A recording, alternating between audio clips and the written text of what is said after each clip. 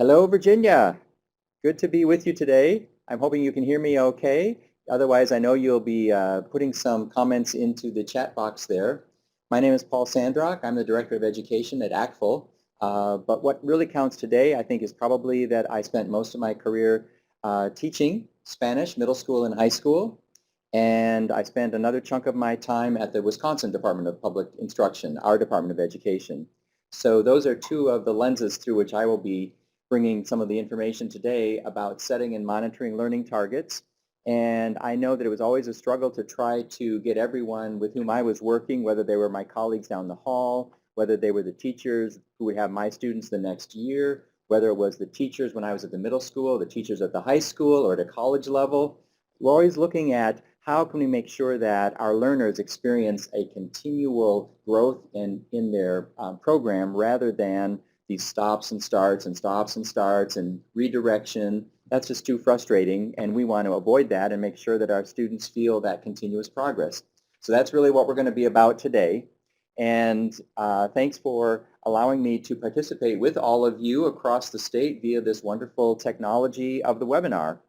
So we're going to hope that the webinar friendly vibes are with us all afternoon, and everything's going to go very, very smoothly. But we are monitoring the chat as you send in questions and comments. And I'm going to just assume that at each of the satellite locations you have the handout, and you're going to be watching the PowerPoint. The PowerPoint just gives you a lot of information to kind of guide the thinking and the discussion. And in the handout, there will be pause points throughout our 2 hours where you'll be able to have that local discussion for about 5 minutes, process some of the ideas, grapple with them, and then also respond with further questions like clarification that may have come up during that discussion. So that's the model I will be using this afternoon, and thanks for joining in. Are we ready? Let's do it. All right. So the whole idea of setting and monitoring learning targets to me is really as much that I know where I'm going, but even more importantly, our learners know where they are going. And so they are best captured in statements that state, well, what can I do as a result of this day, this unit, this year, this program? What is it that I can do? So using that model, I am going to be having us do the very same thing today. And on the first page of your handout, you see the list of today's learning targets, the learning goals, and they're all phrased as I can. So this is my agenda for the afternoon, that I'm going to work towards these goals, and you're going to produce evidence that you can do these things. It's not enough just to set a goal and hope for the best. We set the goal, we teach toward it, and then we check that we actually got there. So get ready for the check opportunities. So I'm going to be working towards helping you all be able to say very confidently, yes, I can describe those key characteristics that help move to the next higher level of performance, moving from novice to intermediate or intermediate towards the advanced level. The next that we're going to be working on is how do we adapt those can-do statements to focus the expectations of the tasks that we are setting.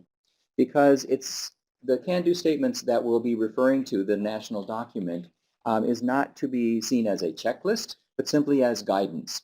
And with any set of documents like that, you need to adapt them to your particular situation.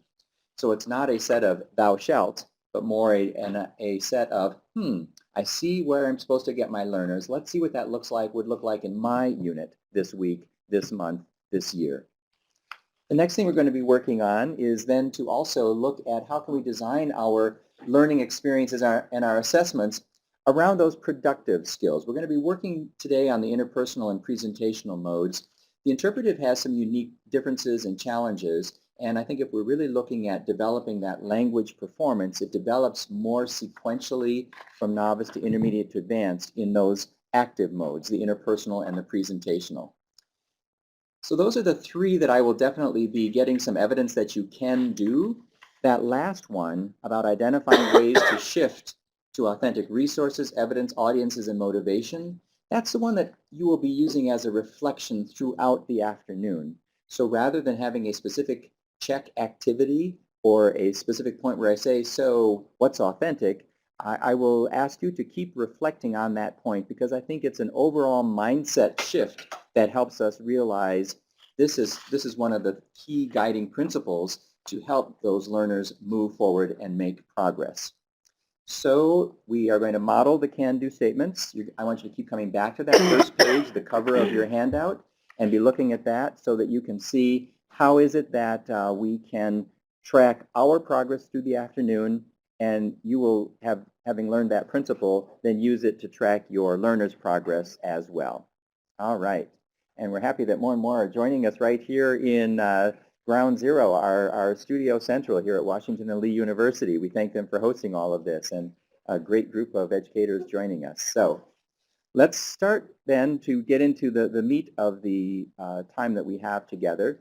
And what I want us to look at is that whole concept of backward design, which I know most schools are looking at very, very much as the way to guide their curriculum, their unit planning. It's a mindset shift. And I want to take you through an experience so you understand how this comes into language learning. So we're going to be thinking, how do I identify my desired results? How do I identify those goals? How do I go about doing that planning? And I know that often on a Sunday night I'd be sitting at my desk at home and I'd be saying, gosh, that unit starts tomorrow. How am I going to get started? What am I going to teach? So to give us some practice, I have come up with a unit that I think everyone has probably taught at least once, which is something around school and education. And just for a common discussion point, I'm going to ask you to think about your more beginning level students. So think about your beginning level students. It is March, so we're not at the beginning of the year. It's not August or September. It's March. We're a little bit further in. And you're assigned to teach a unit on school and education to those beginning language learners. And so the question is simply, well, what are you going to teach? So I'm going to ask you to, in a speed round of about 1 minute, to start that list, create your list. If you're alone listening, just write it on a piece of paper. If you're at a table with some other colleagues, break down into groups of maybe 3 or 4 at the most, and start that conversation. What do you teach when you have to think about designing a unit? Ready, set, share.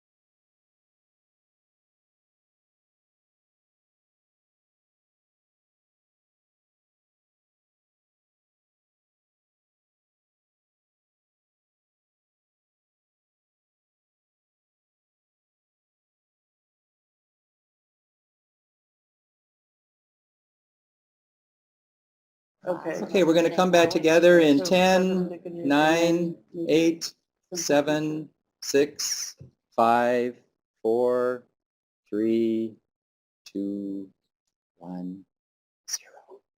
I know you're all quiet now in your schools. Thank you so much in your locations. So rather than having everyone report out, which would take a nice chunk of our afternoon time, I just want you to reflect on what you wrote with what a group of teachers did about 10 days ago when I asked this very same question. So just compare your list with this list and see if I'm seeing nods in the room where I'm looking around. So if you're seeing nods of the people around you, it's like, this is what we do. This is what we do. We can easily come up with the stuff to teach. But I would suggest that these are not really our learning goals. They're some of the stuff I need to get to my goal. The problem with a lot of this stuff that I'm just reflecting back on my own teaching, and often this is what my curriculum looked like. It would list vocabulary categories. It would list functions like asking questions. It would list some culture items like the differences in the education system or number grades versus letter grades. I would get these lists of things. Well, okay, I could start, but I never knew when to stop. How much was too much when I'm thinking about teaching my 7th graders or those beginners who maybe are 19 years old or the beginners who are 5 years old? What do they really need? So remember the word that I was asking you to think about throughout these 2 hours was authentic? Just to start to dream up a unit is not an authentic thing other than what teachers do. So let's go back to thinking about what would be an authentic situation where I might actually need this great list that you came up with. So I want you to step away just a moment, not to say that, oh, this is all wrong. I need things like this. I need some vocabulary. I need some grammatical structures. I need some language functions, or I'm never going to be able to do anything. But let's get closer to the to-do with all of these elements. And I think then I'm going to put you in a more authentic situation, which I have been in this situation. The principal came to me one day and said, you have a student coming from the target country. In my case, it was from Guatemala. And the student was going to spend 1 year on our campus. And the parents and the student were really, really hyper nervous. And the principal said, is there anything you and your students can do in the next 2 weeks to help this student feel comfortable? What can you do? How will you help this student with you and your students? What can you do to get ready so that this student, when he or she arrives, it's going to be a much stronger and better experience? So I'm going to ask you to think about, again, with those same beginning students, what are some things you could do, practice, work on? What are some things that they could do that would, again, be part of that helping this student to feel comfortable when he or she comes to your school? Okay? Another minute. Talk time. Start.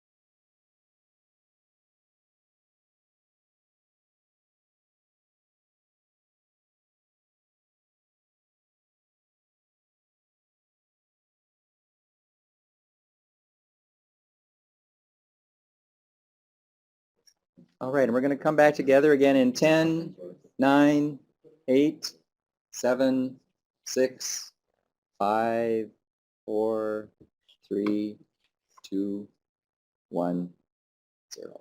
All right. Well, actually, thank you, Middlesex High School, for sending in a suggestion. We started an international club here to allow students to talk freely about their experiences here and school in their home countries. So there's something we could definitely be doing. And so thank you very much. And I see some others are going to be sharing their thoughts. And what I again want you to do is think about the conversation you just had and compare it to the list from the group that I worked with about 10 days ago. And here is what they came up with. So there's the question across the top, how will you get ready to help the student adjust to spending a year at your campus? And here were some of the things that they came up with. And as you're looking over the list and putting it, you'll see that it's in 3 different columns. I actually did not give them titles. I said nothing about the modes of communication at all when we started to collect what they had said. We simply started to say, oh, let's just put that one down, and let's write that one down, and that one down, and that one down. And after the fact, when we looked at them, everyone said, oh, We have evidence of all three modes of communication, and you didn't even force us to do that. So would you just take a moment and look through your lens and identify, do you have any that are more of that conversational exchange, that interpersonal column where students are talking to each other? And you can see all of the examples here are things that the students were doing in class here, and it had the idea of exchanging information. Even the email, texting today is certainly much more of an interpersonal exchange than a formal essay would be. So all of those ideas, if you have anything that has to do with sort of that conversational exchange.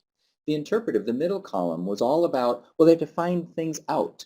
And so they had to go do some research, and they were able to go to even someone talked about going to the websites of the schools, which are of course going to be in the target language, but the U.S. students have such a frame of mind that they could go into a school website and they knew what to look for because they know what's on their school website.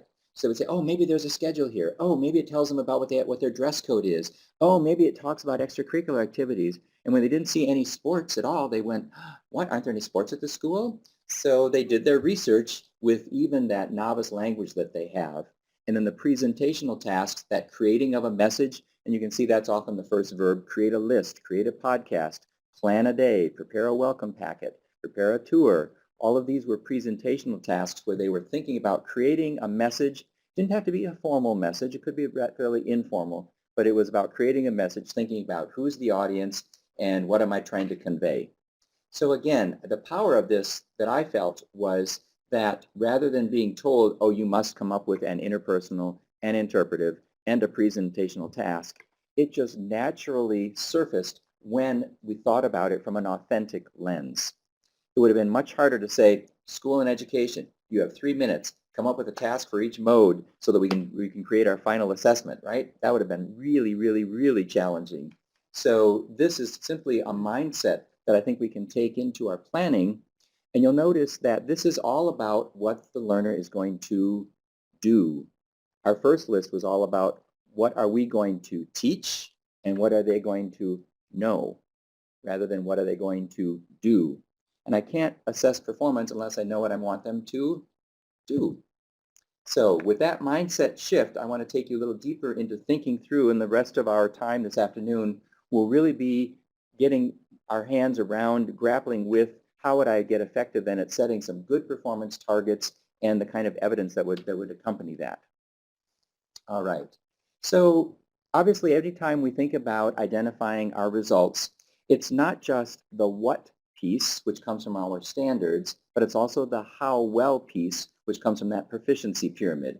That proficiency pyramid is on the cover of your handout, so you see that, and I'm sure you're familiar with the novice, intermediate, advanced, and on levels that are there. But I think, again, in thinking about a learning target and really thinking what are the results I'm trying to get, it's not just enough to say, oh, I'm just going to get you up to the intermediate level. It's like, well, okay, that may be the how well piece, but what's the what? And that's where in an instructional setting, I set up a unit. I set up my plan. I set up the content. I'm selective. And I've chosen information and content and ideas that is going to be interesting, engaging, challenging in some degree to my learners, but that involves them around something meaningful so that there is something worth talking about, worth exchanging information about, worth researching, worth creating a message. So thinking about that what and those how well lenses, again, is another important way to always think about framing a learning target. What's the what and what's the how well? And with that, I can really zero in, and now I can assess it because I've already envisioned in my head. So as I think about where do I get the what, I go to the national standards. And you are probably aware that about 15 months ago, they were what we called refreshed. So they were not changed in their major framework of the 5 C goal areas and the 11 standards themselves and the 3 modes of communication you've already heard me talking about. So that piece you already are familiar with. But there were important changes built into the language and the description to get more at that how well and what's the do part of the standard itself. So let me just take you into how that is a little more explicit now in the standards. And actually, I think today is the day that it actually went online. If not, it will be certainly by Monday. I was just checking in with our ACTFL office, so be sure to check that. The new volume will soon be available.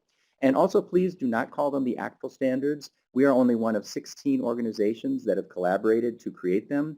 All of the American Associations of Teachers of Spanish, Russian, Italian, Japanese, the Chinese, even African languages and Hindi are now also developing their standards. So they are our communal national standards now with the tag World Readiness, which is a nice advocacy piece as well for us. So let's dig into the World Readiness Standards and see what has changed. Again, really trying to get our handle around what's the do for our learners. So this is what it said originally. These were the standards from 1996. Engage in a conversation. I think our students engage in conversations all day long. So how do I assess their engaging in a conversation? Now it focuses much more on, and what's in the purple is what is essentially been changed and really focusing on. So it's interact and negotiate meaning. Oh, so I can't just set up a task that says discuss or share or tell about, because that can be one way. I can tell about my day, you can tell about your day. We don't have to interact and negotiate meaning unless we have to say, decide who has the busiest day tomorrow, who has the most stressful week next week. Now I do have to listen to you, we do have to interact, we have something to negotiate because we have to come to some conclusion.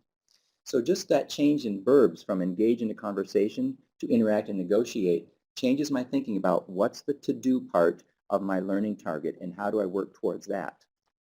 Let's look at the interpretive. Again, the verbs are highlighted, understand and interpret. Okay, I can understand, I can interpret, but a key word that was changed, the only thing that was really added was analyze. And yet that's a huge change. Suddenly it's not just enough to know the obvious meaning or the surface level understanding of it. And it's not just about interpreting it maybe through my own lens, but analyzing. For example, a newspaper story, if I'm following that all the way through 1 week, what I find out on day 1, I'm analyzing in day 2, even at a novice level, I'm analyzing on day 2, what's different, what has changed. So I can start with what's familiar, and now I'm going in to analyze what is different. And on the 3rd day, what's the new information on the 3rd day, and the 4th, and the 5th. What a great way to help our learners just start to understand that it's not just about translating. It's not I have to summarize the whole thing, but it's an analyzing. It's coming in with a purpose for that listening, that reading, that viewing. And in presentational, I think one of the problems that we had in the original standards was there was only one verb. So there was only one thing to do, present. Well, present usually has that connotation of a kind of a formal standing in front of the class, being really, really nervous, hiding behind my poster, right, and just reading what's on the back. That's present. And that's really not what was intended. It's all about creating a message. And so the verbs now connect very, very well with your Virginia Standards for Learning. And I think it really gets at the purpose behind the creating that message, presenting information, concepts, or ideas for informing, explaining, persuading, narrating. So it's really talking about a good balance of literacy in my writing, my visual presenting, my speaking. Again, it's that one-way creation of a message. So I think just looking at the standards themselves, there's a tremendous help as I try to think about what's the to-do for my learners, and I start to think about my learning targets. So these are the most active parts of the standards, obviously the modes of communication. But we said another part of the what is the content that engages and excites my learners. And that's where the other 4 C's come in. And again, the verbs are going to help us get to where we want to go about what is it that we want our learners to actually do. And the original description in the culture standards was simply demonstrate an understanding of. And I struggled for years myself to think of what would that actually look like? Demonstrate an understanding of. I mean, right now, anyone in any of the rooms, feel free to jump on your table and demonstrate an understanding of how practices and perspectives mix, right? I mean, I don't get that. But in the newer version, in the refreshed version, now it's very active. Use the language to investigate. Like those students we were just looking at for schools. They were doing research on what's the same or different in those websites. Explain. So now explain to that incoming student, what's different about this school here that you're going to be coming to in Virginia? I can explain because now I know what your differences are. I investigated those. I can explain what you need to pay attention to so you're not shocked when you come here. And I can reflect on that and say, what does that say about the culture that there are no sports there? What does it say about the culture that they have to wear uniforms? What is underneath that? What's the meaning and the message behind that, that's the rule there when it is not the rule maybe in my school? So that idea of investigate, explain, and reflect on and using the language is embedded not only in the one with practices but also with products as you see here. So again, I just encourage you to really look at the standards from this new lens and the richness of how they're going to help me create better learning targets because they're already so actively described. The same with the connections C of the goal areas. Again, you'll see while using language, I can explore other disciplines. By accessing and evaluating information that I can access because I speak Chinese, Japanese, French, German, Latin, I'm able to dig deeper than someone who does not speak that language and can only read the translation. In the language comparisons, again, use the language to investigate, explain, and reflect. Same with cultural comparisons. And so this just gives me, again, a very active way of thinking about making those comparisons. It maybe is not an item on a test that I have to ask, but I can have my learners try to explain some of those differences that they are noting in the language or in the culture. Investigate them, explain, and reflect on them.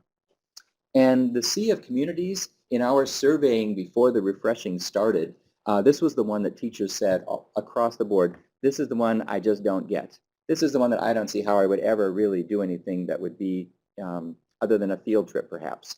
Well, now again, notice the word use the language within and beyond the classroom. So how do we connect with real audiences, authentic audiences around the world? And sometimes I know time zones are challenging. So maybe it's a class not in China, but another class studying Chinese right here in your own state. And we can at least realize that we are all in this together trying to understand how to communicate and express ourselves. And that maybe is an easier way to facilitate some of that collaboration. And the lifelong learning, I want you to just look at that a moment because that's going to lead us back to the can-do statements. That's very much about our learners setting their goals and reflecting on their progress in using languages. And again, those can-do statements are ready-made for us to do that. So that, again, we're letting them in on what are those markers of progress as we move through a program. All right. So the other layers of the standards that I just wanted to lead you through is that blending of the what and the how well. So I've talked to you about the goal areas and the standards themselves, but you see the top elements here. At the bottom is a new element that has been added in to really add in that element of the how well. So right from the actual performance descriptors was added in a description in very general terms in each mode. This is the example from interpersonal, at the novice, at the intermediate, at the advanced level. The original standards were, as they were being done across the country, grade-based. It said by grade 4, by grade 8, by grade 12. And of course the problem was that programs didn't have in place that strong elementary or maybe a strong middle school program, so it was impossible to hit that 12th grade mark. But now you as a program can say, where do we start to move out of novice into intermediate? Where do we reach into those higher levels of intermediate? Do we begin early enough that we can get them to the advanced by the time they graduate high school, or does that happen in the post-secondary world?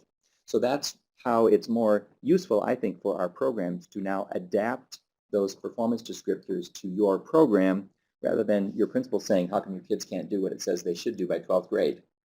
And we always said, well, we just don't start early enough. Well, this gives you a little more to go on. And also embedded in those active modes, the interpersonal and the interpretive, are the can-do statements that again capture in even more detail what does it take to move through that novice, low, mid, high, intermediate, low, mid, high, advanced to superior in both a global statement and in some sample indicators. We're going to unwrap those a little bit later, but just I wanted you to see that they're actually embedded in the standards themselves. This is just a snippet so you understand the organization. All the details are actually in the new document. And then the progress indicators, again, not by grade level, but by range of performance. And as you look at the examples here, all pulled from the interpersonal set, they also have examples that are of what would the novice look like in an elementary setting, in a middle school or high school, or in a post-secondary institution. Because I might be a novice and yet be at the college level. And what you'd have me do is going to be something other than look at a calendar or talk about numbers and colors, right? So engage my brain. So the examples are set for the intermediate range and the advanced and the novice as well across those different grade examples. So it really becomes a useful document to help start to set those learning targets. And just so you know that there is a link also to all of the language-specific documents. These are the 14 languages which have completed their language-specific documents, and these are also available. So when you purchase the standards, you can purchase one or the whole set, and in either an e-version or the volume as a print, and then all of these in an electronic version. And you can see that the list continues with modern Greek and African languages on the horizon as well as they complete. All right. So let's get back then to our discussion about the learning targets. And I need to do another sort of backward design piece and sort of understand, well, it all starts with those proficiency guidelines. And they are those big markers that come from really the world of some high stakes testing. In many states, you are required to be at a certain proficiency level to get a license to teach. For many jobs, it is required. And those proficiency guidelines, refreshed in 2012, again, are that industry standard of what does it look like? What does language growth look like from novice all the way to the new distinguished level? And here are just some examples of how they are used in the academic world, sometimes for placement, sometimes for graduation, sometimes for entry into specific programs or specific majors. In the world of government, all of these use the ACTFL oral proficiency interview and sometimes the writing proficiency test as well for jobs. So this is pretty high stakes. And in the commercial world as well, some of the people who come to ACTFL or Language Testing International, which does all of the assessment work on our behalf, and they evaluate what are the characteristics of that job, and then they set the minimum floor of what you need. And it is also useful, I think, though, for program outcomes. And here are some examples of where it has been used. And in my work with districts, it's very rare that a district is going to do an oral proficiency interview on all their students. That's rather expensive because it's always double rated and there's a lot of human time involved. So they might spot check a few students at key levels randomly selected so that they can get a sense of where are we at the end of 8th grade, at the end of 10th grade, at the end of 12th grade in proficiency terms. And we'll talk more about how we can bring that into the world of language performance in just a moment. But again, there's a use for that in setting those big program goals. So again, I wanted us to understand that in the world of proficiency, it has this higher stakes. It's used in education, perhaps as an analytical tool or to help in that college placement piece. But in the K-12 world, it's not going to be my go-to to understand where are my learners. But I want to be informed by it. And this chart does for me a really great job of helping me understand in that fourth column, the corresponding professions and positions. Those are, again, when companies come to ACTFL and say, what should be the minimum level required if someone is actually going to do this job? So you can see at the highest level, of course, this is the person that has such amazing fluency in the language. They can change register. They can almost be a chameleon, right? And as it says, intelligence specialists. So either your diplomats or your spies are at that level for sure.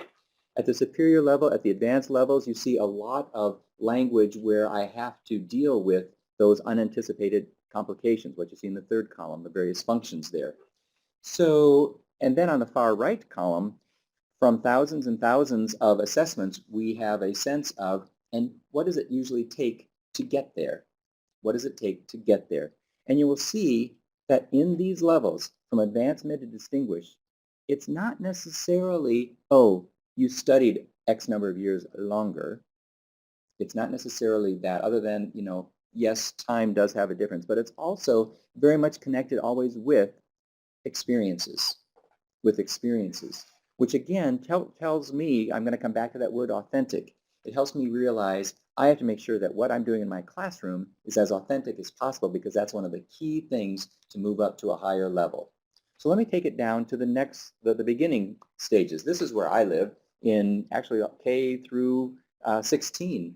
We would be ecstatic to have our learners up to the advanced mid-level. So as I look at the novice low, mid, high, after 2 years of high school language study, you're a good novice. And what job can you get? I see none. So that destroys the myth that, oh, you need 2 years, right? 2 years and you're done. I'm proficient. My parents are going to be proud of me. No, you're just a beginner. A good beginner, but you're not ready to go out and say, let me negotiate a contract, right? And as you move up then into the next levels, you can see the correlation with the education emphasis and how that does over time then build me to higher levels. And again, to break into that advanced low and really get into the higher levels, it's significant contact with the language. It's experience, experience, experience. Using the language, not just talking about the language.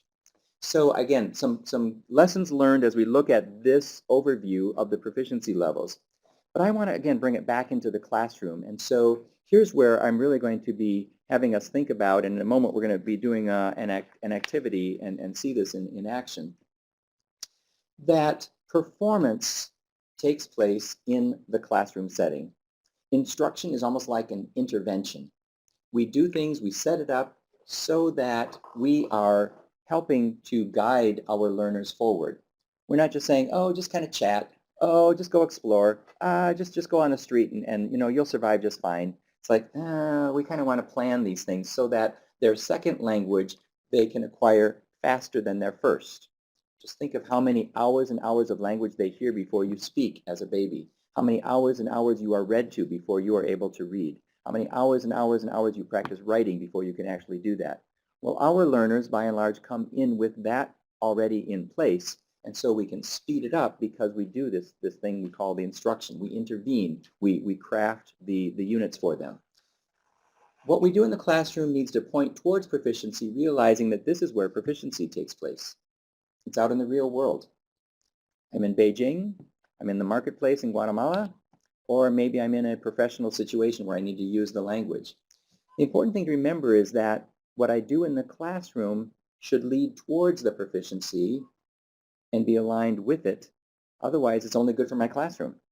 And we all, I know, well, I shouldn't say we all, okay, I will confess, I had students that when I took them abroad would just get so totally nervous because I'd probably not done a good enough job of transferring them from performance into proficiency, and they could do it fine in my classroom, but they didn't have the confidence or the skills to spontaneously do it in the streets in Madrid.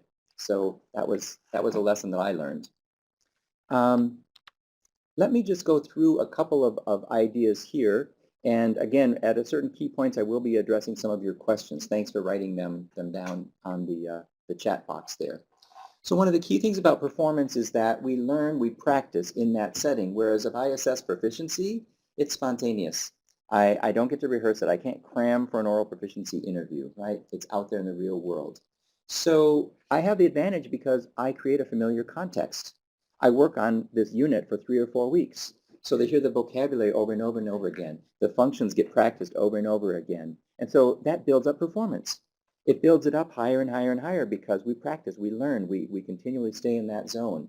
Whereas out on the streets, I don't get to control that. It flows with every situation in which I find myself.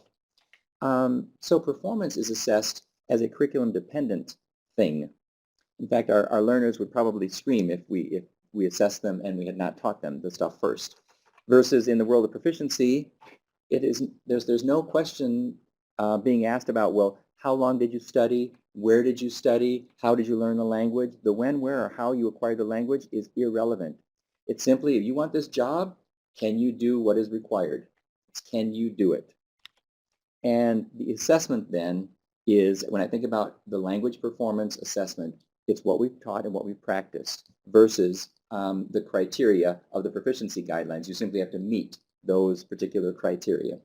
It's like hurdles, and you can't just kind of coast over them and knock them all over. You say, well, I kind of got over them. Nope, you're really not at the intermediate level. You knocked over too many hurdles. I'm sorry, you're not there.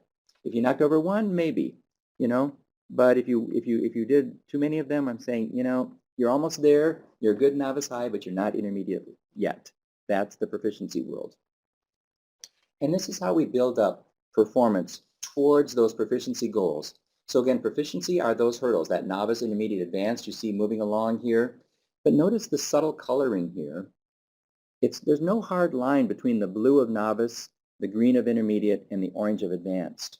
There's no hard line there because from day one, I'm practically not treating you like a novice.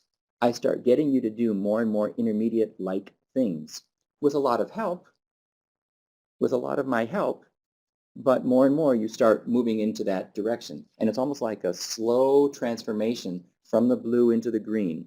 So I set up a task, and it's a clear, early, easy novice task, exactly what you control and what you can do. And then I push you a little bit and say, well, maybe can you do it with a little bit of intermediateness in it? How about with one that's really intermediate? Okay, if I give you enough scaffolded help, if I really help you out, the structure in the activity is so that you're guaranteed success and you'll be able to do it, you're going to be able to do it. But then I kind of go back to, okay, this is what you can do now. But over time, I start moving you more and more into the intermediate zone, and your performance starts to shift. And now, by the time I'm graduating from high school, I'm getting more and more experiences even in the advanced zone, and I'm feeling pretty good about what I can do, right? So what this tells me is that I need to always be looking to the next level to inform my instruction at this level. If I treat you like a novice, I'll keep you at a novice. When you're in the intermediate, I have to think about what does it take to move to advanced. So I hope this illustration gives you one sense of that. So it's time for a video break. So we're going to queue up in just a minute a video clip. And at the bottom of page 2 of your handout, there's a spot where you can do exactly what you saw on the slide there. And I'm asking you, as we go into this classroom, to think about what's the evidence that you're going to be seeing that this teacher is really thinking about moving her novice 8th graders towards that intermediate level. You'll notice many things that she says and many things that she has them do. We're going to only see about 5 minutes in one class period, a couple of chunks from one class period. And you can see the whole video at the link that you see on page 2. There are, in fact, 30 different classroom videos. If you've not been to that site yet, it's just rich with wonderful examples. And you can browse through them at your leisure. This one is called Hearing Authentic Voices. So if you browse at the learner.org site, click on the one, I believe it's number 8, and it says Hearing Authentic Voices. So as you're watching, look for evidence of what is she doing maybe in the interpretive, interpersonal, and presentational mode where her whole attitude is, I'm trying to move you from novice to intermediate even though you're only in 8th grade. Let's listen. Ahora, clase, van a trabajar en grupos de 4. No se olviden nuestro objetivo. Vamos a hablar de qué hacen los jóvenes en su tiempo libre para divertirse, qué hacen los sábados, los domingos, después de la escuela. ¿Me entienden? Ya tienen marcadores y les voy a dar papel. En el papel vamos a escribir una lista de qué hacen los estudiantes norteamericanos en su tiempo libre. Dime un ejemplo. Levante la mano. Dime un ejemplo de algo que vamos a escribir en la lista. ¿Qué hacen? Número 1. Danielita. Nadar en la piscina. Sí, van a la piscina. Otra cosa. Sí, justo. Ir al centro comercial. Centro comercial. Van al centro comercial. ¿Entienden? Escriban una lista. Aquí viene el papel. Mira, necesitamos una persona para escribir. Necesitamos una persona para mirar el reloj. ¿Me entienden? Necesitamos una persona para hablar y otra persona para hablar. Entonces, 3 minutos. Adelante. Una línea. En español, claro que sí. Hablen español, hablen español. No hablen inglés, hablen español. Vamos a centro comercial. Vamos ir al centro comercial. Vamos al cine. El restaurante. Y restaurante.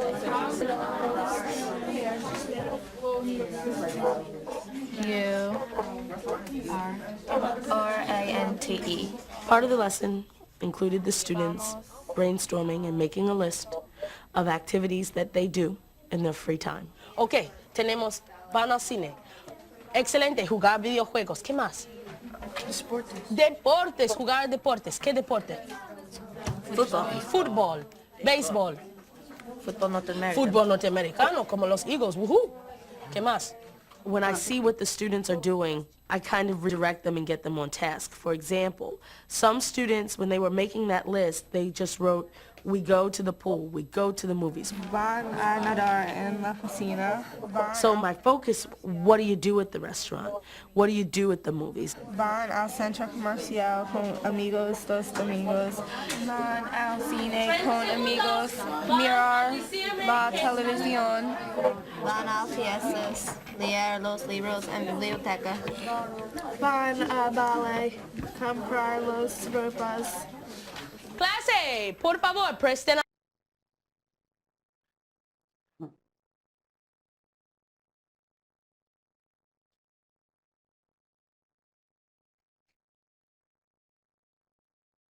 And the class continues.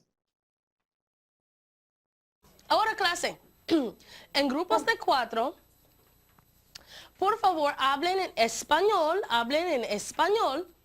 de algunas preguntas que puedes preguntar a una persona de otro país. ¿De qué hacen en su tiempo libre? Ustedes pueden escribir las preguntas aquí, en este lado del papel, ¿ok? Algunas 2 o 3 preguntas en español. Adelante. ¿Qué te gusta el comida? Say what? El comida. ¿Qué favorita Evento en ciudad, en your city. en tu ciudad? ¿Qué hacen todos los fines de semana? ¿Gustas el Videojuegos. videojuegos? ¿Te gusta? ¿Cuántos ¿Cuántos años años? tienes? ¿Cuántas personas hay familia? What else? ¿Estás? We wanted to make it more specific by bringing in some students from Mexico so that my students would see firsthand, oh, we're not that much different, or oh, they do that differently than we do. Bueno, clase, ahora ustedes escribieron preguntas, sí, pero tenemos con nosotros 2 personas muy especiales, estudiantes de Shumadil, pero son estudiantes de México. Y van a hablar un poquito de lo que hacen los jóvenes mexicanos en su tiempo libre para hacer planes.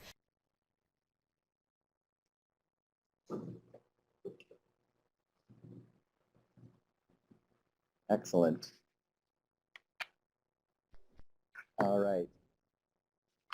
And again, you can follow up and watch the videos. The link is on the handout that you have, so it's easy just to type that in, or if you have it electronically, just click on.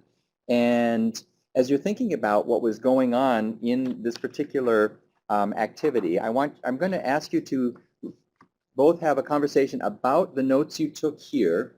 And I would say also, before we launch into that, the piece that we didn't see was much of the interpretive. One of the other activities that Davida did that day was have some video clips of students that were talking about what they do in their video time, in their free time. And it was actually, she just pulled it right out of her textbook series. So it isn't that she had to throw away her textbook and only, go to all these other materials. She just used what she had, but used it for a very specific purpose about how many things can you identify that they actually do in their free time, and as you heard them talking about what they do in the U.S. as well. So while you're thinking about what we just saw and keeping that fresh in your mind, and that word authentic again, and how she's trying to move from novice to intermediate, I want to take us back again to think about what's so important about when we move from the world of performance to the world of proficiency is really to think about our learning experiences, what we craft in our classroom, those activities we do. They really serve as a bridge. And they can be a very strong bridge, a very appropriate bridge that's really going to lead them to that successful performance out in the real world, or not such a good bridge, not a bridge that didn't really get them there. So I want you also, while you're having the conversation about Davida Alston's class and just processing that a little bit, think about, and what are you already doing to create authentic learning experiences that help bridge from performance towards proficiency?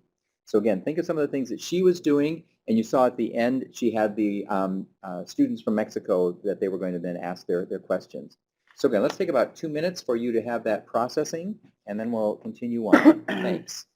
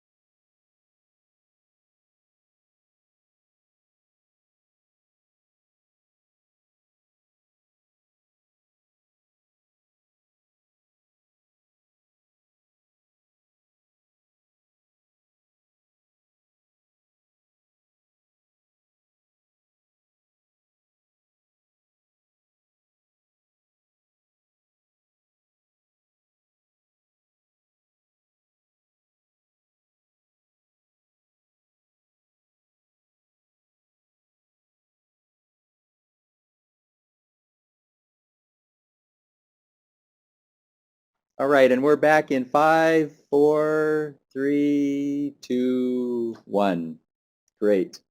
Okay, and we did double check the link that was on your handout does work to the learner.org site. And someone was asking about where to get the proficiency in career chart that you saw, the OPI chart with the time towards proficiency. And I will be sending a condensed version of the slides. A lot of these, as you see, are just the questions being asked, but the essential ones, probably the 10 or 15 that you're going to want, and we'll make sure that gets sent out to all of the sites for you to have as well when you go back to access this. So you will get access to that. All right, and again, I don't want to try to control all of the conversations that are happening in each of your sites, but I want to simply help with that reflection by, again, sharing reflection that I heard as I was testing some of these activities recently with a group. And what we had looked at was the very same question: how does our performance those learning experiences bridge towards that real world of proficiency. And here were 3 activities that, or suggestions that came from that particular group. So use these again as a lens to kind of finish your reflection and the conversation you had about what Davida was doing. Learners practice using language, simulations of real life activities, using authentic resources, so they get used to trying to sift through everything but still accomplish a focused task instead of getting lost in the words they don't know. Create situations where they have to ask questions, where they don't already know the answer. And that idea, again, of interacting and having to negotiate was something that definitely is going to also help me move up in that proficiency scale. So I think all of this has given us a good lens, also in the middle of page 2, where you were looking at thinking about those key shifts for designing your learning experiences, the resources, the evidence, the kind of tasks that we set up. And here in Davida's class, she even had the nod, and I see that one school, OSH Chesapeake, identified that they often have parents come in because they maybe are newly arrived in this country and they can share their experience. And again, a different language model to hear from and someone authentic to interact with. Brings the idea of this is not just a game we play for an hour every day. This is real life, real people. And the last one was the motivation. I think that's an important part of this whole conversation. What's going to be authentically motivating to our learners? And really only you can answer that. You are all in different situations in your schools, so think about what's going to motivate my learners to really want to engage in these activities. So one of the documents that I said we're modeling is the set of can-do statements that you may be familiar with. And again, I really see it as an important document to help us bridge from that world of proficiency and use it to inform my world in the classroom, the world of performance. So how do I take those big proficiency guidelines and make sense of those big levels, novice, intermediate, advanced, superior, and say, but what should I work on? What's going to be the authentic task that I can work on in the classroom? It was a collaboration of the National Council of State Supervisors for Languages and ACTFL to bring together, again, the proficiency guidelines and the very practical world of performance in the classroom. So you get a sense of where they came from. I want you to just look on the left from the proficiency guidelines, the kind of language that is used. So this is the actual description and the actual proficiency guidelines for speaking for intermediate low. It's a lot of language that is not user-friendly. It's not, you know, I look at it and I say, well, I kind of get it, but it's more designed as test specifications because it is to set the criteria on which the test will be designed, the protocol for the assessment, and the ratings will be given. So what you see is a translation of the essence of it to a can-do global benchmark on the right.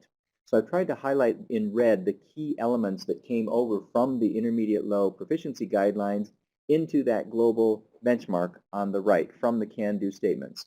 And again, it gives a big picture about in the world of interpersonal, in that exchange, that conversational exchange or texting back and forth, what should I really be working at? What would be the evidence that you're at the intermediate low level? Oh, when you can do these things. When you can do these things without the teacher's help. Because what we saw Davida Alston doing was saying, I want you to be able to do this, but you're going to need my help for now. So that's why she set up the activities as she did. She had them organized in groups of 4 and all of that because it wasn't going to just happen naturally. She was training them, and eventually she can take off the training wheels and they'll be able to do the intermediate low all by themselves. So again, that global benchmark you can see in this whole continuum from novice low, it goes even on the next page, it continues on all the way to the distinguished level, but that is there like a beacon, and I can see how it fits into where my learners are now in that novice realm, where I'm trying to get them through the intermediate realm. In the left-hand column, you can see that's for interpersonal. It's also for presentational speaking and writing. And if I scroll down a little further, you would see the intermediate low, the interpretive, both listening and reading. So it is all of those 5 types of communication that are there for me to really understand the full range across my program. So what many programs have done is tried to identify, well, what's the target for this course? What is the target for my course?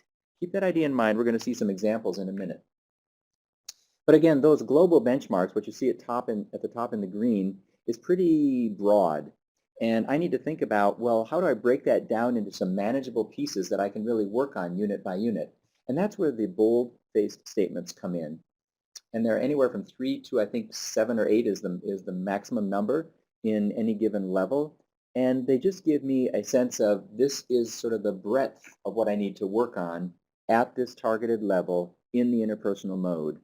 So it's simple conversations, it's asking, answering questions on factual information. It's using the language to meet my basic needs. Those are all 3 different types of conversations. You say, well, those are kind of general. Yes, they're big and there is a lot of room for practicing that unit to unit to unit. Multiple points of evidence I need to get for each one of these. But then it breaks it down into some examples. And they look like they're a checklist, but I want you to take away that they are really just examples. There's no guarantee that if I checked every single box, I'm at intermediate low. These are simply examples of the kind of thing that I need to work on and be able to do that would be examples of, for that bold-faced statement, the intermediate low achievement. And the more important thing to me is the blank line, because that's where I adapt it and I adapt it to my particular unit. And you may say, well, I don't teach about hobbies and interests. I don't teach about science and mathematics, so I can't answer questions about that. But again, these are written to be used and adapted, and that's what I want you to be thinking about, how you would be able to adapt these to help create your learning targets. This is more the how well part to connect with the what of your unit coming from the standards. So, and there was a question about, is there a proficiency test that goes along with the standards? So actually an assessment of the standards is going to be coming more because the standards were designed for instruction. The standards are really not a framework for assessing how students learn language, how they might just acquire it from birth on. So the assessment is going to be a performance assessment coming from some familiarity, and ACTFL has an assessment of performance, and I will mention that a little bit later. So there is such an assessment, but it needs to be grounded in performance because that's what the standards are intended for. They're to guide learning, to guide the teaching, to guide curriculum design. All right. And here is where I think it is the most useful to start to grapple with those can-do statements. And if you're at a computer, you can download the whole document for free. Just go to actfl.org. It is a publication, and it says can-do statements. It's under the guidelines. So you just do actfl.org, click on the tab that says publications, scroll down to where it says guidelines, because that's what these are, and you'll see it says can-do statements. It has the proficiency guidelines, the performance descriptors, and the can-do statements. You can download the whole document. What I think is most useful is the idea of using the can-do statements to know if what I am designing is at the right level. So what you're seeing here are the same questions that you saw at the beginning of our time together when I shared the idea of not just the school and education unit, but what would we do to help those the new student coming from, let's say, Guatemala. And these were the things that were generated around interpersonal. So if I did that brainstorming and I had this list of tasks on the left, here are 4 things we might do in the interpersonal realm where we're interacting and negotiating meaning, exchanging messages, either orally or written. And I want to know, well, am I targeting the right level? So what you see on the right is as I looked at those can-do statements, I went in and said, well, what does it seem the most like? Because there was no single statement that was identical. These are sort of like the blank lines. Oh, I can share questions that a student might have and agree on things a new student might need to know. That was my I can statement. Well, that's very similar to the way that the intermediate low, I can talk with someone about school or work. It was captured in that, and when I looked at the other examples in that intermediate low, I can talk with someone about school or work. They were very similar to the kind of thing I was asking my learners to do here. And I looked at the next one, who is going to do what to welcome the new student? And in Novice High, it says, I can make plans with others. This is what they're doing here. So who's going to blank? Who's going to do this? Who's going to do this? Who's going to do this? A very formulaic question of a pattern that I can repeat over and over again. and my novice learners then can use that to negotiate who's going to do what, making plans. You notice the next two are in the novice mid-range. So actually, as I look at this, it's like, well, maybe I start at the bottom and I do some of those novice mid things to warm up my learners, and I push them to the higher levels, and maybe I'm going to end with the top one and see if they can really move into that intermediate low range. Or I might use that as a practice and say, but my final assessment is going to be more in the novice high range because that's my target for this particular course. And so I try to raise performance higher, but then at the summative level, when they're more on their own, I'll see if they're really at that targeted level. So again, I think the can-do statements become a very useful tool for you to evaluate your tasks and see if they are targeting the right level, and if you have a nice mix within each particular unit. So here's in the interpretive mode, again, those research activities that the learners were going to be doing. And again, when I look at the can-do statements, you see novice mid. I can recognize words, phrases, and characters because that's all they were doing. They were going on to find out what's the same or what's different, and they were just going to pull out some keywords. Novice high, where they can understand some short messages. They weren't reading the whole thing and going into great detail. They certainly weren't creating a summary. And in my mind, I was giving them a graphic organizer to fill in so that would help them pull out the keywords, the key phrases, what novice can do. And at the presentational level, as you see these examples, again, the analysis to me is the most important part. To really think about how can I use that as a tool to look back at the tasks that you see, that you generated, and I see the full range from novice mid to novice high to intermediate low. So I have a nice mix across that border I'm maybe trying to get my students to cross. What Davida was trying to think about, getting her students from novice into intermediate. She seemed to have a lot of nice variety here being generated. So what I'm going to ask you to take a moment to do is to think about the activity on page 3, where you will see that there are tasks. I pulled the intermediate one here. There are tasks that teachers have generated where they were trying to target a particular level. The top ones, there's an interpersonal, an interpretive, or presentational task on page 3 for the novice, mid-novice, high. That was sort of the range they were targeting. The middle group that you see on the slide here is targeting the intermediate, and the next one on page 3, targeting intermediate high. So what I'm going to ask you to do is look through just one mode. So with the person that you've been working with, and maybe it's time to switch up who you've been working with so you get to talk to someone else in the room. So let's move around a little bit, find someone different to talk to. Take one mode, so you might just take the interpersonal and say, what's different between the novice mid, the intermediate, and the intermediate high? What's the change that I see going on? What's the raising of expectation as you go through that one? If you have access to the computer and you've pulled up the can-do statements, you can go ahead and do the matching as well. And across the top, again, it leads you through the thinking. ACTFL.org, publications, guidelines, can-do statements. You can do that as well. But if you don't have access to the computer to pull that up and you want to do that at another time, it'll really be absolutely equally valuable to simply do what I first said. Think about what is the difference as I take one mode and go all the way through. And I would probably suggest it's going to be easier to do the active modes, interpersonal or presentational, because interpretive has so much first language literacy as an interfering element, and the text itself is often the limiting factor. So let's think about interpersonal or presentational. It'll help us with our job to try to think of what does it take to move from novice to intermediate and up towards the advanced level. Okay, and you're going to have a little more time on this one, so about 4 minutes. I know that seems like short time, but it's enough to at least get the main idea down. So thanks.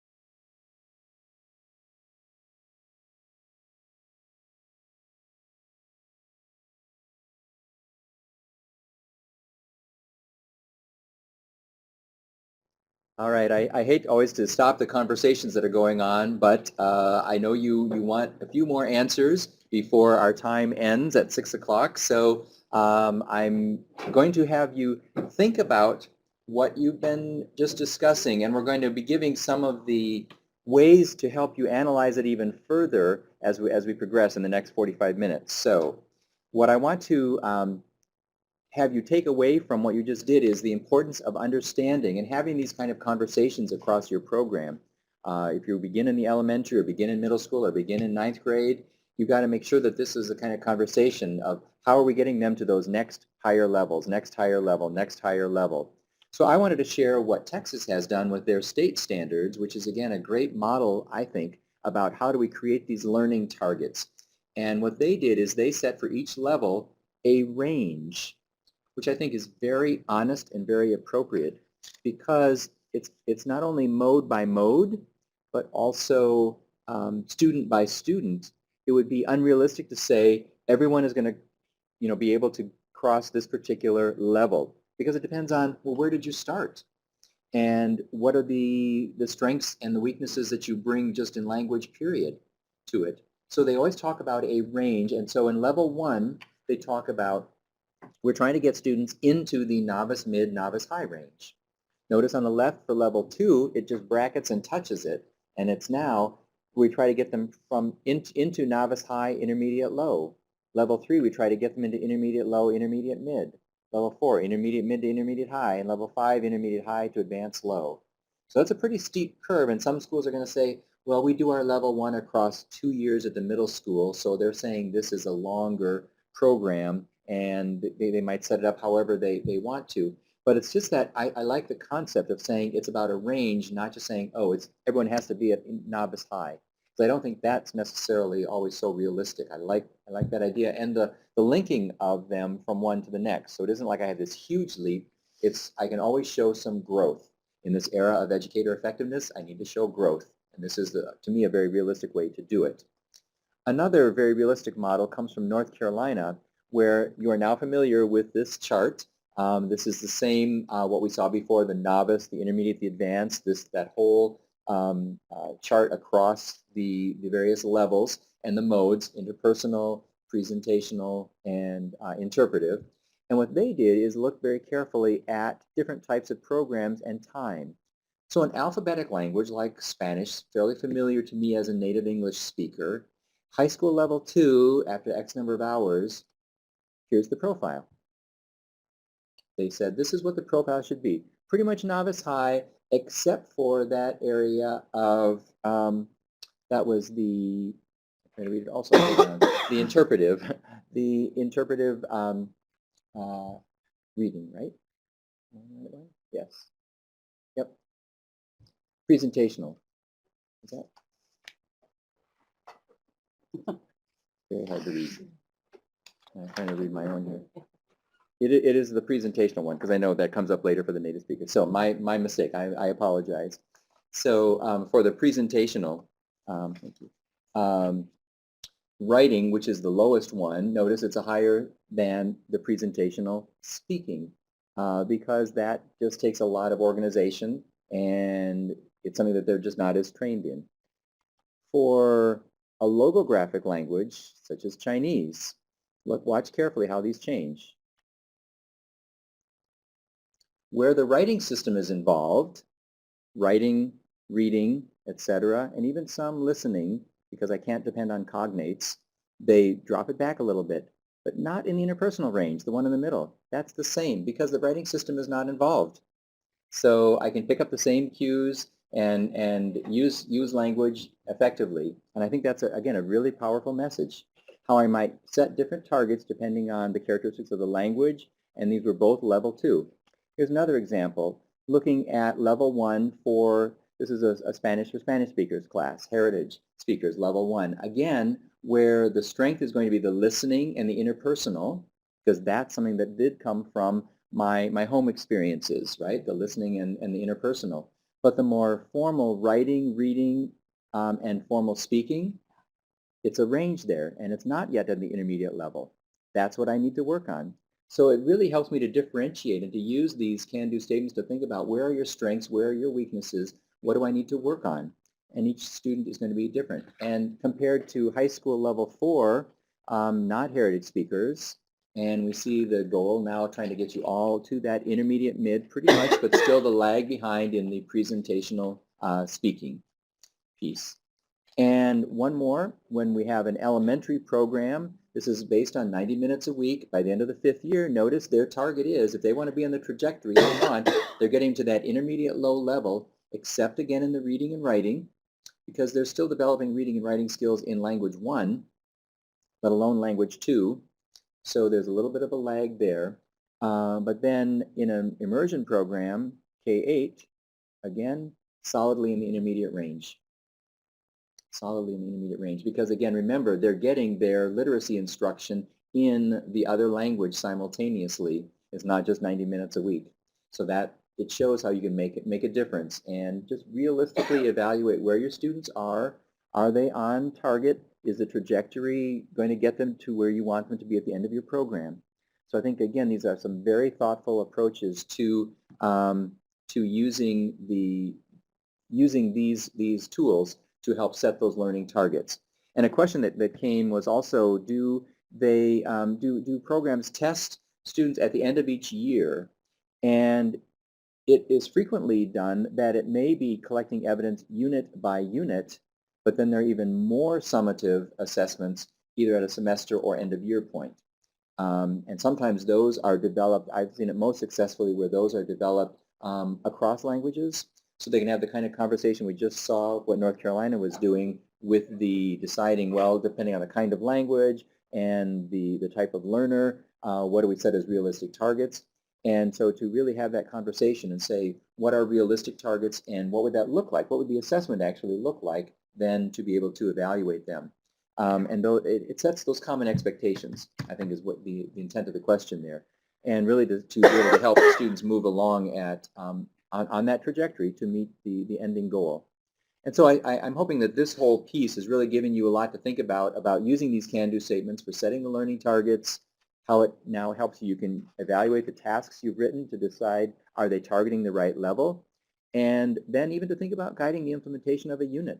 How do I use it to make sure that I don't start everything at the targeted level, but I kind of warm up to it as well. And sometimes I push them higher than I want them to end up, because the more independent and spontaneous their performance is, it's going to kind of drop down a little bit. You know, we talk a lot about how teachers scaffold activities. We have to scaffold the activities to help get that performance higher and higher and higher. But then there comes a point where I have to start to de-scaffold and let them do it more and more and more on their own. And that's by the end of the unit, I want to know. So again, I may, in the design of the unit, have a mix of different levels of tasks and hope then to end at the one that I am targeting in that range that I have in mind. So let me get back to the backward design as we move through another chunk of our time this afternoon. And we spent a lot of time about the results because that was the topic I was given about setting and monitoring your learning targets. But I want to show how this does connect with everything else we do in our classrooms as well. So it's designing the tasks and deciding what's the appropriate kind of evidence then that I need to have. So just thinking about your conversations that you had about the tasks on page 3, I invite you now to turn to page 4. And in the best of all possible worlds, you know, it would have been in the right order, but things change sometimes the night before, right? In your own classes, I hope. So you'll allow me to do this as well. And some of what I'm going to be showing is also on page 5, but you see on page 4 sort of a summary of the proficiency descriptions. And as you're starting to reflect on what you said was what took your learners from novice to intermediate high on either the interpersonal or presentational tasks on page 3. Now you kind of see some language from the proficiency guidelines that summarize what should I be thinking about? What am I working on to try to move students to a higher level? So I want to put it in the terms of an assessment that we actually have done. Someone asked the question before. This is from the actual assessment of performance that points towards proficiency in languages. It's abbreviated as the APPL, the actual assessment of performance toward proficiency in languages, AAPPL. And here is an actual novice example where there is a prompt that is given and the novice level response. So here's a novice level prompt, right? My name is Antonia. What's your name? Oh, my name's Sam. Typical novice level response. What I like about the prompt, and you see it in the next one, is instead of just a random question, there's a little bit of modeling. Novice needs some help. They follow patterns well. So if I say, I am from Colombia, where are you from? I don't really know if you understood the question or you understood what I modeled, but somehow you're able to come up with a good novice response. I'm in the United States. Okay? Didn't use the word from, but we're communicating, and if I wasn't sure, I could say from the United States or in the United States. Oh, from. I could follow up and ask that. So another example, in my room. I'm in my room. Where are you? In Spanish class. Makes sense. Why would I respond in a full sentence? I didn't ask for one. Just where are you? In class. And here again, the modeling and then the question, and here's what novice level does. So as I look at page 4, and it says, in the interpersonal, they can express themselves in conversations on familiar topics, all familiar topics, variety of words, phrases, and simple sentences. They were not asked to ask questions. They are in one part of the Apple evaluation. They are asked to ask it's like a video conference. They're asked to ask questions back. But I also see some evidence of what they would probably produce in the presentation about words and lists, and they use formulas. That's the world that they can control, so I have to try to push them to the next level. So if I have to ask questions beyond just the obvious ones on the left and start to move into the intermediate realm. And here is where, again, I want to stay on a topic. So let's talk about music. Tell me about the kind of music you listen to. Why do you listen to this music? And these were actual prompts a few years ago in the Apple assessment. And here's a typical intermediate response. Again, as I look at page 4 and what interpersonal intermediate does, communicates by understanding and creating some personal meaning. They understand a variety of questions.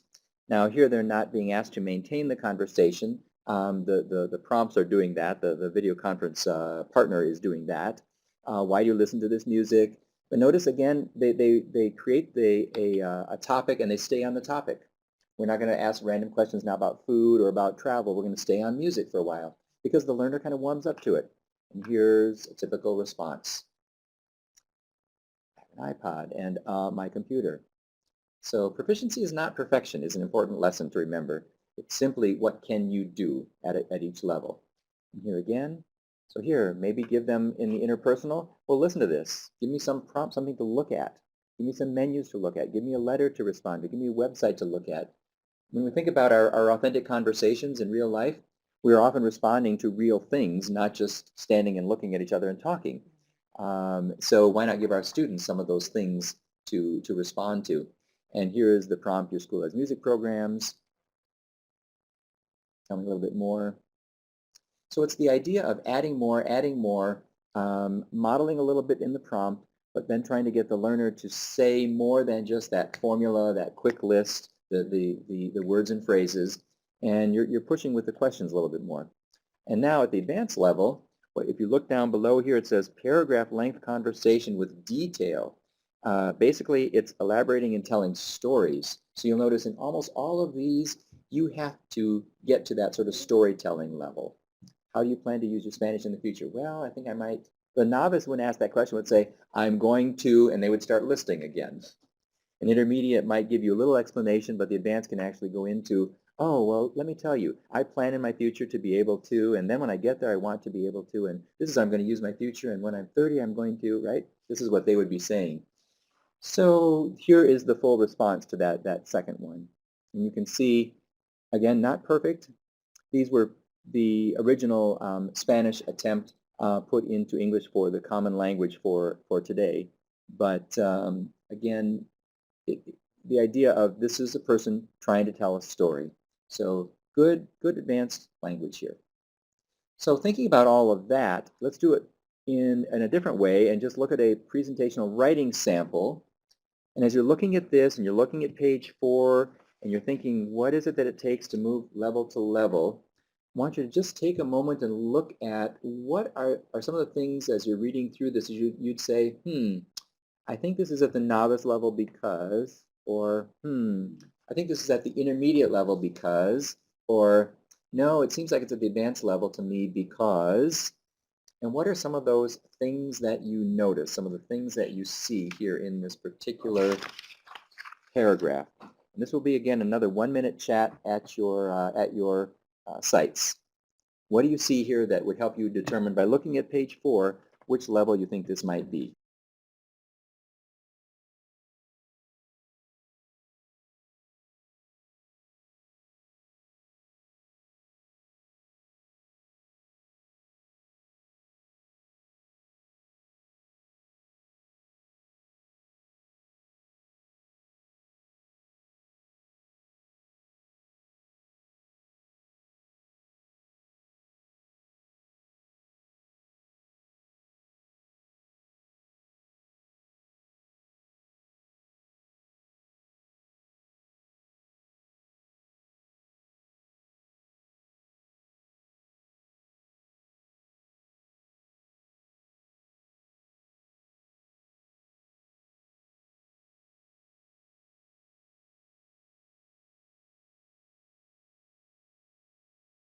All right, I'm going to bring you all back together in 5, 4, 3, 2, 1.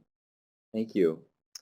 So some of the things that I was hearing here that I think some of you probably also noticed, I've highlighted some of the things that I noticed in red that gave me a sense that this was at the advanced level.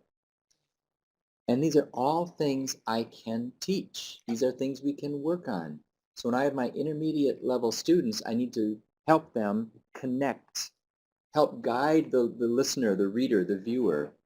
When the person writes, "There is not doubt," I suddenly realize, oh, well, I'm going to listen to it. Or personally, as usual. Furthermore, those are good guiding words that help the listener, reader, viewer understand where you're going with your argument, with your storytelling. And obviously the detail is much stronger. A novice would say, it was a good concert. The singing was good. Many songs, right? They would just list those kinds of things. So let's go backwards now and look at an example of an intermediate response. And these do come from the proficiency world. You can see at the bottom there. These are examples when you go to that website, you can actually see both writing samples and spoken samples in a variety of languages. And again, these were non-native speakers of English put together.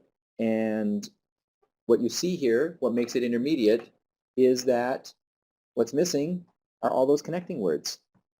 In fact, watch carefully. I'm simply going to, after every period, put return. And it suddenly becomes what we call a series of sentences, a string of sentences, right? That's all it is. You can just almost hear the person painfully saying, "My name is Pascal." Oh no, what am I going to say next? What do I write? What do I write? I'm a member of the accounting department. I work here since 6 years. It's almost that panic between each sentence. Whereas the previous one, you really got a sense like this person had a sense of, this is what I want to say, and now I can write that whole paragraph. I can tell the whole story because I have that idea in my head. Not I'm going sentence by sentence by sentence. And for the last one, it's going to be a novice example. And the setup would be, if we were doing this in the class, it might be, well, we talked about school supplies, and you have to write down before you leave the list that, because your mom is waiting at the door and she's going to go right to the store, and you're going to hand it to her, you're not even going home, and she's waiting for the list. You've got 10 seconds, write down the list. What are the school supplies you need for tomorrow that you forgot to tell her about all week? So here, write that list and turn it in. And there you go. This is what a good novice produces, right? I can understand it, especially a sympathetic reader such as teachers or parents, right? And I know what I have to go by, even though the spelling's not perfect. And they do what novice does. They list. They simply list. They accomplish the task. So my job is to go back up this scale, get this novice to do more of the intermediate, get the intermediate to do more of the advanced. How do we do that? Part of the answer I have on page 5 as we think about how do we create questions that help us move our learners up that continuum. So again, as I'm thinking about saying my learning target is here, now we want to get into how do I get my learners there? How do I monitor that you're making that kind of progress? So when I ask questions such as you see here, your sister is older than you, the response is going to be yes or no. So I ask a novice question, you're going to get a novice response. I don't know about your learners, mine rarely did more than I ever asked of them. They would do exactly what I asked and not one thing more, because that's how you get an A, right? That's all you need to do. If I wanted 5 questions, I would never get 6. So I stopped saying how many because you wanted to give more. So your sister's older than you, good novice question, but I have to follow it up with a more intermediate level question such as, well, what's it like having an older sister? Okay, that's inviting intermediate level response, but the novice is going to probably fall back first into just listing. She does this, she does this, she does this, she helps with this. She wouldn't, the novice is not going to be able to create those complex sentences. They'll do it in a list-like way, but at least they're thinking I have to give a little bit more.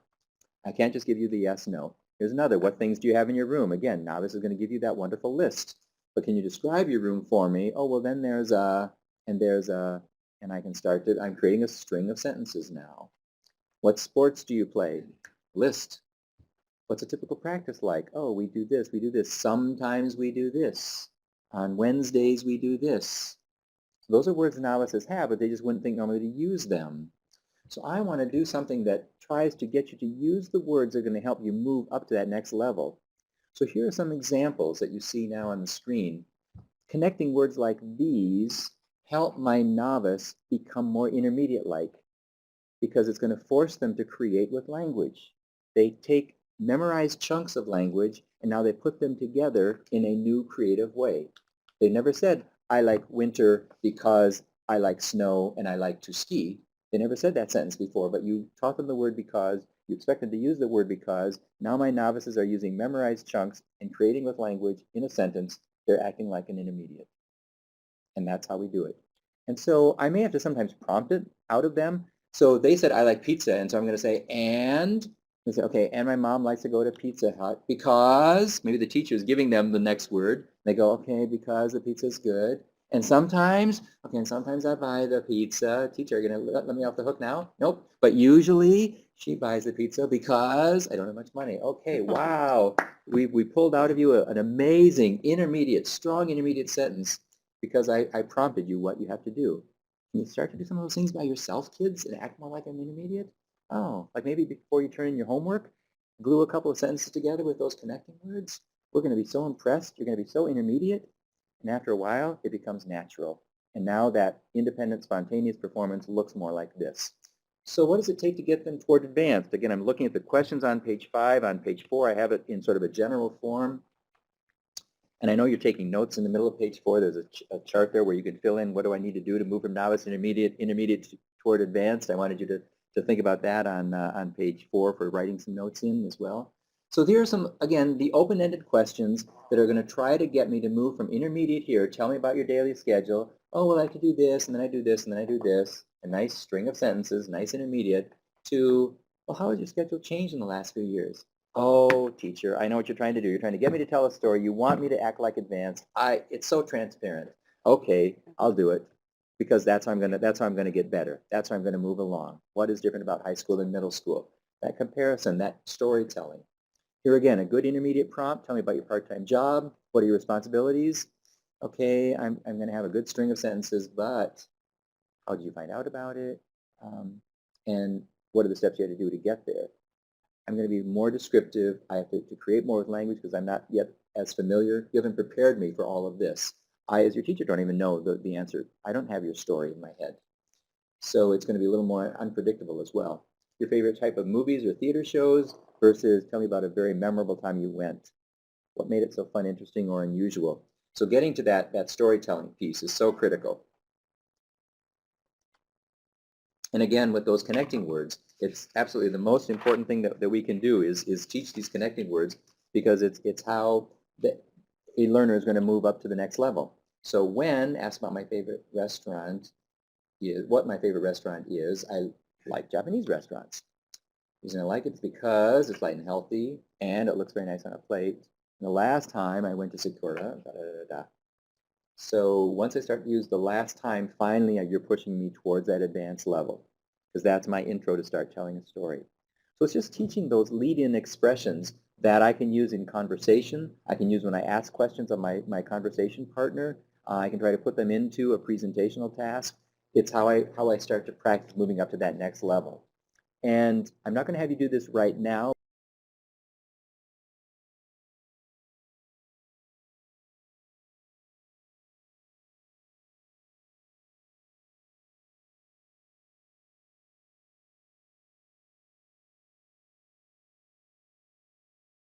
in your current unit, as you drive home tonight, be thinking, what are the kinds of questions that I can ask, either in general as we're doing just a class discussion, or on an assignment, the kinds of questions that would get them to move to that next higher level.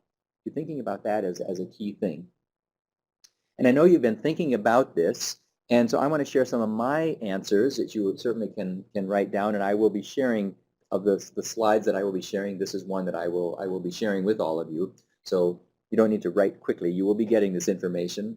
But I think the things you've probably been thinking about have been similar to these kinds of things. That really to move to the novice, from novice to intermediate, it's all about how do I get them to create with language. That's again using memorized chunks put together in some unique way today. The idea of not the teacher asking the questions, but the students doing that.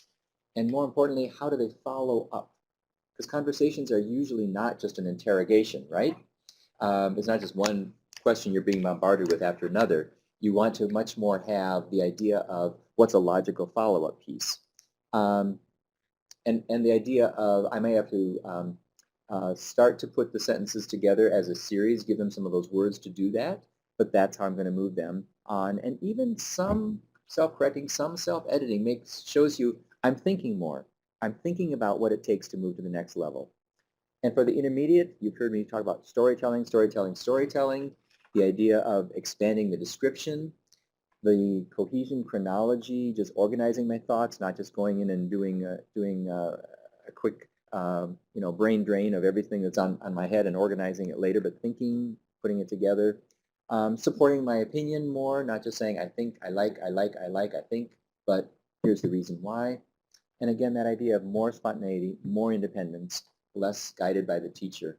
The students are taking the control, the ownership of language, and that's what we see moves them to that next higher level. So this is what we can do in the world of performance in our classrooms to lead them towards what is going to pay off in proficiency and build their proficiency. So when the question came up earlier about an assessment of this, you can explore other examples at our actual website. It's simply click on the assessments, and it happens to be the very first one. We have a tab that says Assessment and PD. When you click on that tab, the very first one does say the actual assessment of performance toward proficiency, APPLE. And what I invite you to look at is the series of demos. So as you click on that demo tab, you can go to the various languages, Arabic, Chinese, French, German, Russian, Spanish, ESL, and actually Portuguese has just been added as well. And Form A, that first column, that is novice and intermediate. Form B is intermediate and advanced. So you can look for examples. These are examples of items that are no longer being used, but they give you a sense of how might I assess that interpretive listening or interpretive reading, the interpersonal, that listening and speaking exchange, or the presentational writing. What are some prompts? Again, just to give you another source to go to when you're thinking about how do I design tasks, how do I think about targeting better my instruction and my assessments. And what I also like about the APPLE assessment is the way that the feedback is given. And you can download the entire set of feedback descriptions that are there for each mode. Here's just a sample of the score reporting for interpersonal. So an N4 means I'm a novice high, and I1 is the intermediate low. They tease out the mid-range, so it's a 2 and a 3 in the mid, it's a 2, 3, 4 in the intermediate mid, because it's a very thick range, and so it was delineated more explicitly for the assessment.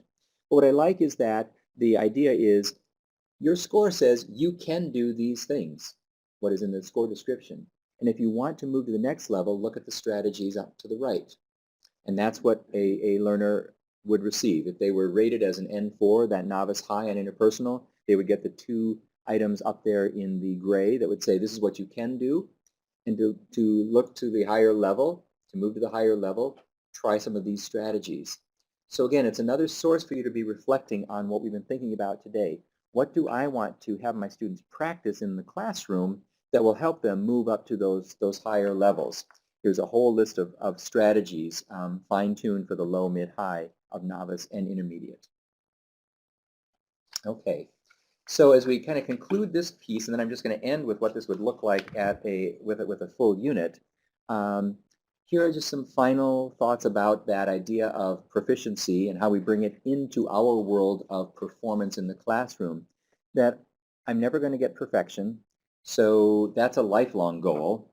It's not a goal day to day in my classroom. I make you more and more aware of what it takes to be accurate, and obviously it makes everything more efficient and we can move a little faster. But rather than agonizing about my mistakes, I learn from them and we negotiate through them. We work on getting the meaning across. Because I am only going to have partial control about most of the things that are the big markers. That idea of being able to use all the various time frames. I'll have partial control. I won't have full control. I know when I taught my 8th graders and we spent a lot of time on object pronouns, you know, they had partial control when directed, when reminded, when the chart was on the wall. They would avoid them in every conversation. They just were not comfortable with them. When I met up with the same 8th graders as 11th graders 3 years later, they were now using them. They had very good control of those object pronouns. It had taken 3 years of practice, and I know a lot of pain and agony on the part of their teachers to get them there. So, but that's what we have to be understanding. They live in a world of partial control. They're learners. And novice and intermediate, advanced, it's not about perfection. It's about being able to do more with what you have. So I have to try to make sure that my learners can elaborate more, narrate more, use the language to accomplish the function they have in mind, and it's those 2 key words, more spontaneity, more independence in using language. So as I use that to end the piece about the proficiency and performance, we're gonna take the last 15 minutes that we have and really look at then what would we do to bring this into a classroom. And so on page 6, this is again for your reflection later, but you'll see how I'm going to be using something similar in the final unit we're going to be looking at. What you see here are 3 tasks, and I'm not sure that when the teachers were developing these in a workshop exactly what level they're targeting. I think as you start to look at them now, you have a more sophisticated view of what is novice, what is intermediate, what is advanced. You're looking at these and saying, well, maybe it's a barely intermediate, maybe it's more of a novice task. So the idea was, well, I'd have to be consistent. For my beginning learners, I'm going to have to adapt some of these to put them all in that beginning column. I may have to adapt a couple of them to fit that intermediate column. I may have to adapt a couple if I'm trying to push into the advanced level, if I want any evidence of advanced. So I invite you as a follow-up to think about that and practice thinking of, I've written these tasks. Are they really at the right level or not? So use the can-do statements, use some of the materials from today to do that analysis, and if it isn't at the right level, then change the task. Think about changing the task so it is targeting the right level. So what I would like to take you to is page 7 then, where we're going to get to the last piece of the backward design, which is all about, now I can plan my learning experiences. We've been all about the targets, you know, setting them, evaluating them, are they at the right level? Well, now we really want to get down to the nitty-gritty and say, what does it look like in a full unit? So you see here a template from one of our publications, The Keys to Planning for Learning. You can download the whole template for free, and it is on the slide that you see here now. Let's see, there it is. Up in the upper right, acl.org/publications.